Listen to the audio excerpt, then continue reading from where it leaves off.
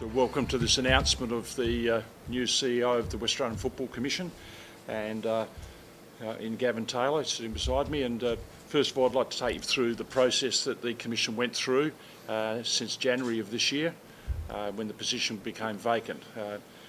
The full recruitment process of some 140 people applied for this role, so it was well sought after from people right across Australia, from other codes, people outside of sport, but a very interesting group of people that applied.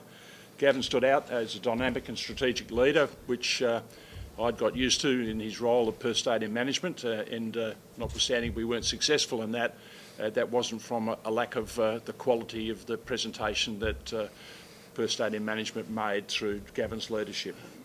There's a strong understanding in the need to build a relationship with all our football stakeholders, and that's an important thing moving forward, that we engage with our stakeholders along with government. Gavin recorded a number of significant achievements as Perth Stadium management, particularly in the quality in which this stadium, which is an old stadium, but the way it was run. And those announcements were made last year and the year before when those awards were made.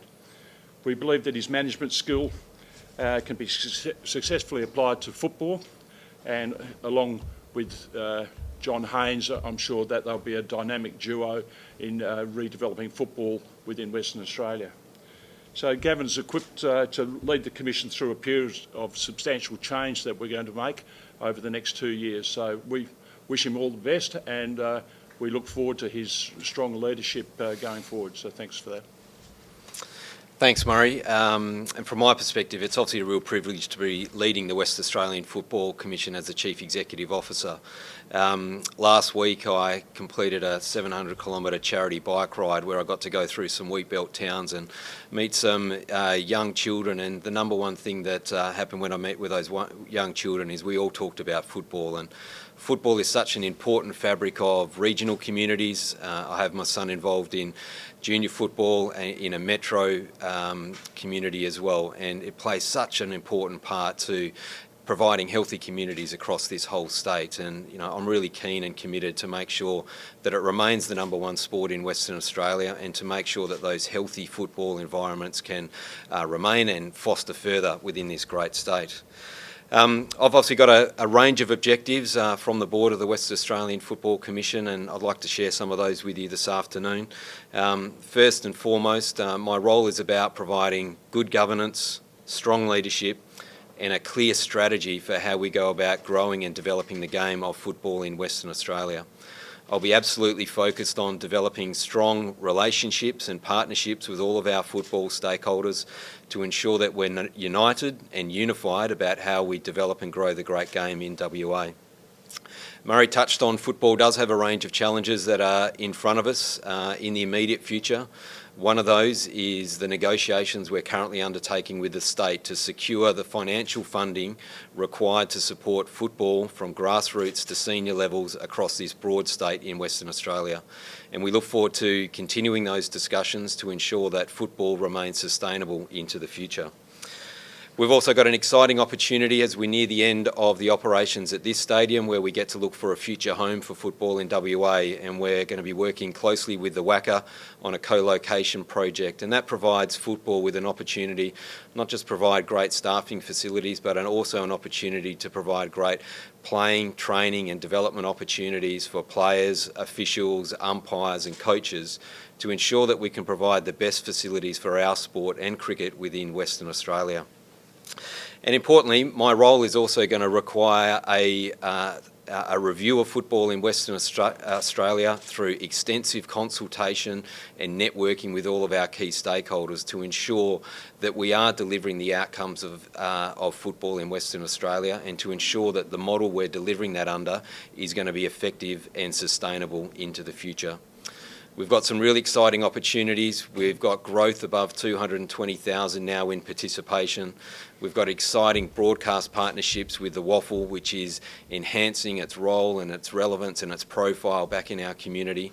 And we've got some exciting opportunities of how we develop some of the best talent in Western Australia.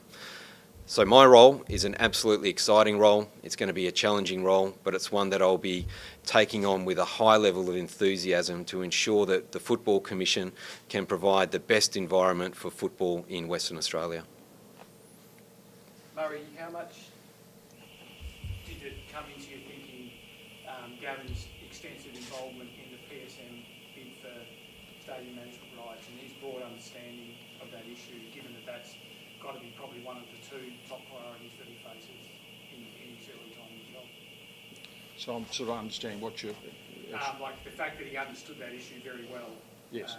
How much of a role did that play in the decision that he was the clearly it was right a very great advantage to Gavin in his presentation that he does have that very good background. But he also has a very good understanding of the football structure as well by being employed at the Commission over that journey. So yes, there was certainly in the foremost of our minds in terms of that knowledge and how we best utilise that knowledge. Gavin, how much of your job will be reshaping the job, I guess, a little bit, because the working out the stadium issue has played such a big role in the Football Commission's activities over the last 2 or 3 years? Yeah, one of my key roles is, as I said, it's going to be developing a clear strategy for the Footy Commission. That strategy needs to be developed through effective consultation and engagement with all of the football stakeholders. And we need to really ensure that that strategy can be aligned across the whole football industry to ensure that we're absolutely clear about where we're heading in growing and developing the game, developing talent in the game, and ensuring that football remains sustainable into the future. The first thing you mentioned when you talked about your role was growth and development of the game in Western Australia.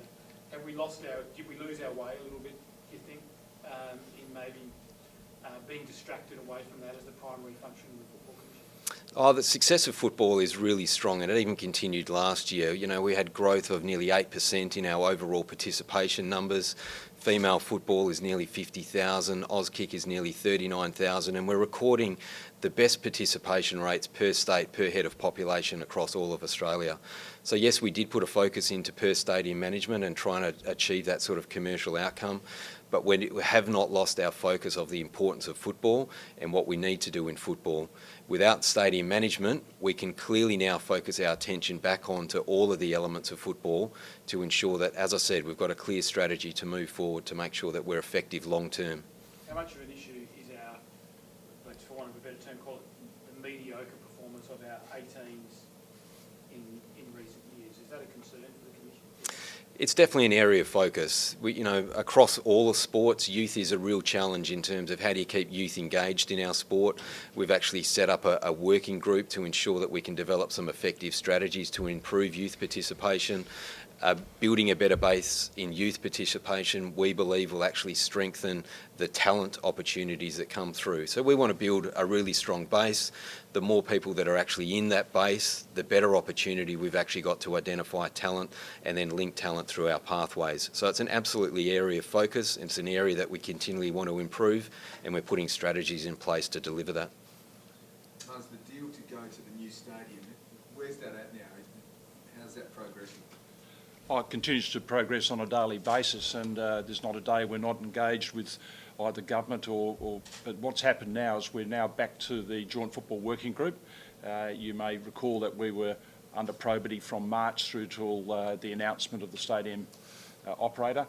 So we're now back working with our two AFL clubs and the AFL in a joint arrangement to ensure the outcomes are delivered. Are you happy with how it's going at the moment? We'd always like it to be completed, but these things do take time, and there's a lot of funds involved, and we all know that government don't have the luxury of the funding at the moment, but we, from our role, must ensure that football is properly funded and our revenue base is replaced that was currently derived out of this stadium. Otherwise, the programs that Mark talks about can't be funded. What sort of outcome do you need then to ensure that that doesn't happen, that you still do have the funds to... What we're charged with is we go back to $2013. That's where everybody's been working towards, and we're trying to get the same amount that we got in $2013 that we put back into football. Plus, we also then need an ability to grow that. That means we need some upside ability, because we have that at this stadium, but once we move to the new stadium, that is not available to us. So we have to build that in out of the football income that's derived at stadium.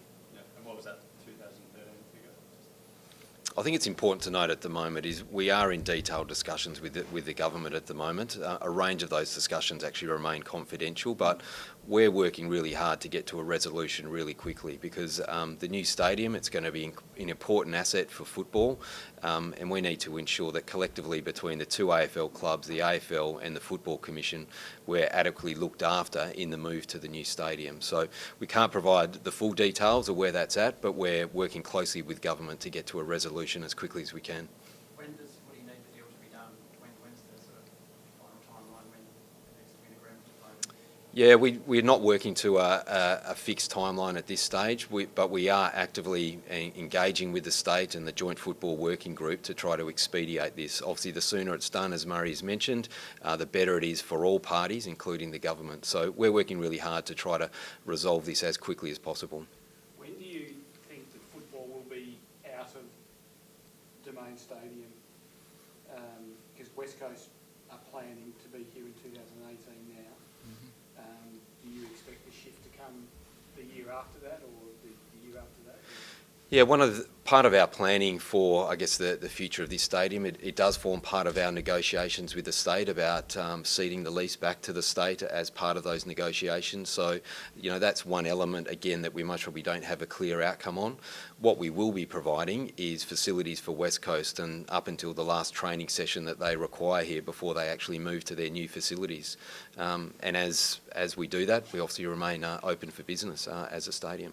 And what happens here after West Coast go to Lathlane? Do you have any vision or any role in what this becomes, or is that simply just gets handed over to the state? Yeah, that forms part of the negotiation in trying to secure our financial deal and our sustainable financial deal. We believe that's one of the elements that will get wrapped up in that overall model.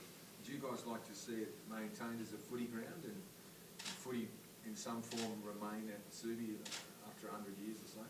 Football grounds are absolutely critical for us to be able to grow and develop the game in WA. So being able to provide football facilities is critical for us, and having this available for even community football would be an important part of the local fabric of football here, but allows us to continue to grow the game.